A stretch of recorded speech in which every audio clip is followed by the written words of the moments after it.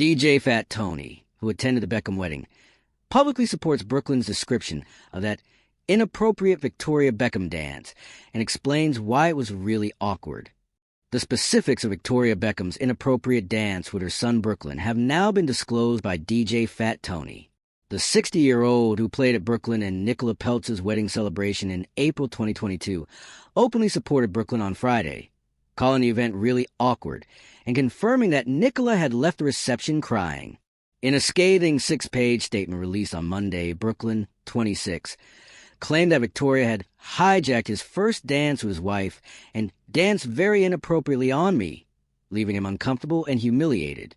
The Beckham's longtime pal Tony blamed Mark Anthony, saying the artist had called Victoria and her son to the dance floor and told him to place your hands on your mother's hips.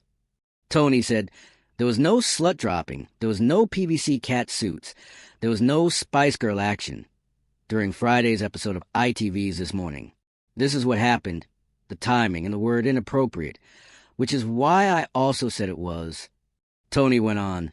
Basically, while Mark Anthony was performing on stage, he called Brooklyn onto stage. After Brooklyn took the stage, everyone was waiting for Nicola to perform the opening dance. Mark then called out the most attractive woman in the room, saying, "Victoria, come to the stage." He said that Nicola fled the room, crying her eyes out, and that Brooklyn was devastated, that his first dance was with Victoria rather than his wife. Tony continued, saying, Brooklyn is stuck there on stage, and they do this dance, and Mark Anthony says, "Put your hands on your mother's hips."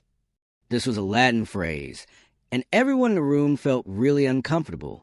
I've hosted a lot of Beckham parties in the past, and they're a close-knit, dancing family, right? You know, Brooklyn doesn't think what we consider inappropriate is suitable. This is all about Brooklyn's emotions. If he thinks it was uncomfortable and inappropriate, it was... This is a part of the statement that everyone has taken and kind of whitewashed everything else that happened, which is sad. Tony went on to explain Brooklyn's reasons for making his remark public, saying, "It's taken a lot for someone to go to social media, when your life is lived out on social media." He wanted to change the narrative. He has been referred to as a Nepo baby his entire life, and he should be grateful that he's got the family name. But you know, that's what he was born into. The fact that parents have lost their child and the son has lost his parents is, I believe, what we are all missing in this situation. Tony responded, "The thing is, it's drip-fed." When asked whether he could advise him to go and live his life and not blow this up, people make their own assumptions about everything in our world, and no, there's nothing you can do about that. You can't. This morning is a safe place, which is why I came. I've been told you're a liar, you're this, you're that, and I haven't even responded. My poor husband once said, "You weren't there, it's true," during an argument. It was absurd because it led to all those texts. Tony said he's done all that. In response to the question of why he believed Brooklyn didn't speak to his parents in private, he reached a point where he could no longer bear it and wanted to move on, and that was how he found closure. He made that choice. I can only speak as a dog dad, and I couldn't conceive of anything worse for his parents. However, I didn't speak to my own father for 30 years because of a scenario I built up in my own mind, and I didn't realize I needed to examine my role in it until I made peace with my father. Naturally, this is a very depressing situation. Will they speak again? In my opinion, they are relatives. So, of course, they will eventually. However, the noise must stop, and people must move away from it.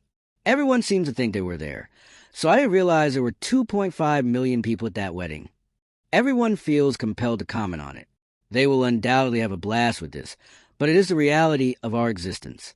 After asked what people were saying the morning after the wedding, Tony said, "Well, you know, word trickles out when the bride and groom leave their wedding devastated. And not many people attended the brunch, but everyone was discussing how depressing that aspect of it was. However, I believe that too much has been read into Victoria's predicament. That is, too many stories have been added to it. The dance is only a tiny portion of the larger issue. As a mother, the whole thing saddens me, and I would love to put out there to Brooklyn and to Victoria. I would love to bring you all together, and I would love to mediate," stated host Allison Hammond at the conclusion of the conversation. Tony, if they want to do that, I'm here. In the past, Tony had participated in the post making fun of Brooklyn's allegations that Victoria danced very inappropriately. He posted a video of Amanda, played by Lucy Punch in the BBC sitcom Motherland, dancing wildly to the song Drank and Drugs by Lil Klein and Ronnie Flex in front of her schoolmother pals earlier this week. POV!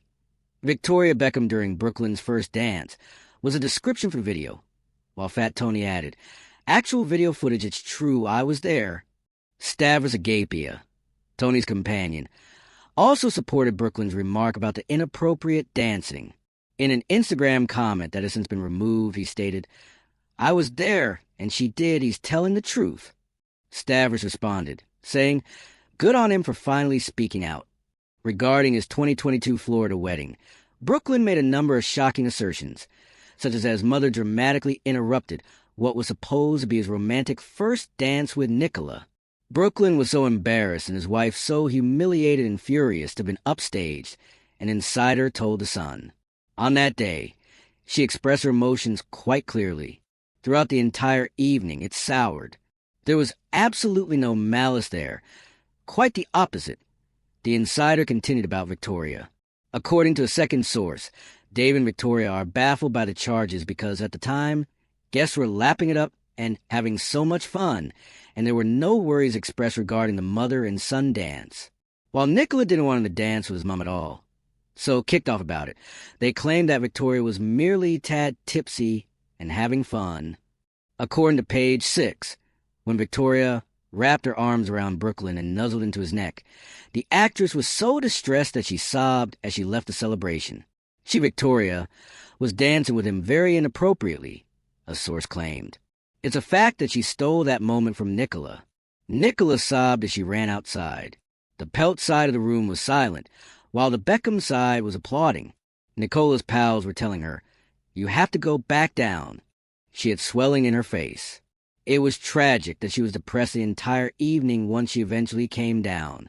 After telling his wife, F*** if this ends now, Brooklyn allegedly spent the weekend agonizing over what to say in the 6-page statement, according to another person. He thought the abuse toward his wife would never stop until he said something in his own words, the insider told the Mirror.